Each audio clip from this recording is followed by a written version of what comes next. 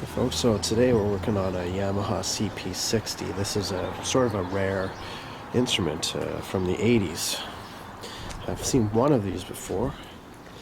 It's kind of a mix between a piano and an electric piano. It does have MIDI. Looks like it's got two channels. Channel 2 having a slightly lower output and a different impedance. Looks like there's some send and returns, so a foot switch for the MIDI. It's a pretty interesting little instrument.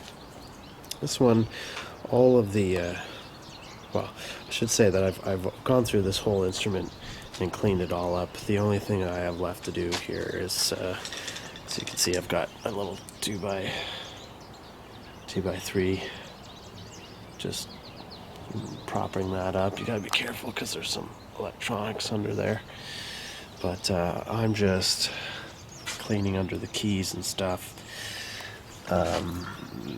So yeah, you can clearly see there's a MIDI strip there, and if you take out these keys, it's pretty simple. It's just a screw. Underneath, that screw is adjustable, presses down on that little switch. This is basically, I think it's an open or close kind of deal. I don't think there's any like touch sensitivity happening there or anything like that. And the hammers on this are pretty interesting too.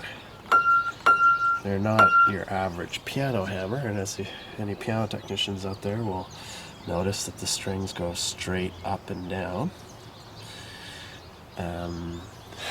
That actually works pretty well, actually. Pretty standard piano action for the most part, but the hammers are slightly different. The hammer is kind of interesting. Let me show you the hammer here.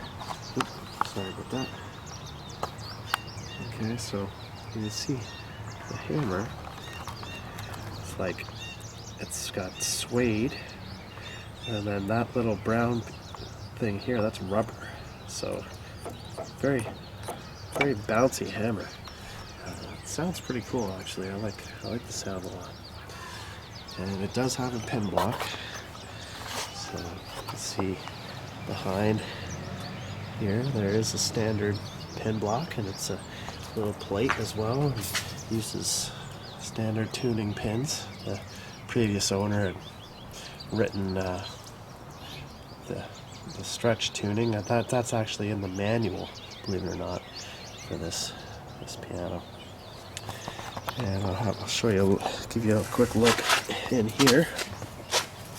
So yeah, so it's kind of a standard spinet action with some slight modifications.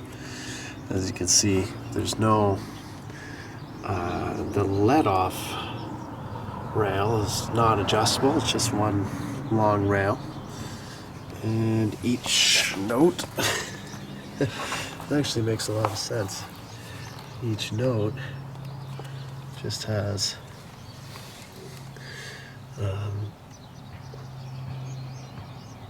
one little pin on the plate that wraps around. There you can see the pickups. The pickups just are underneath the strings, a regular piezo pickup, and that runs all the way down. And then we have the tenor and the bass section. Now again, the problem with this piano is that the upper pickup is not working. So what to do about that? We'll figure that out. Kind of a cool pedal mechanism too here. And you can see the MIDI, just an on and off thing. You press the pedal down, it actually opens the switch. And yeah, so we'll see what's going on with this thing.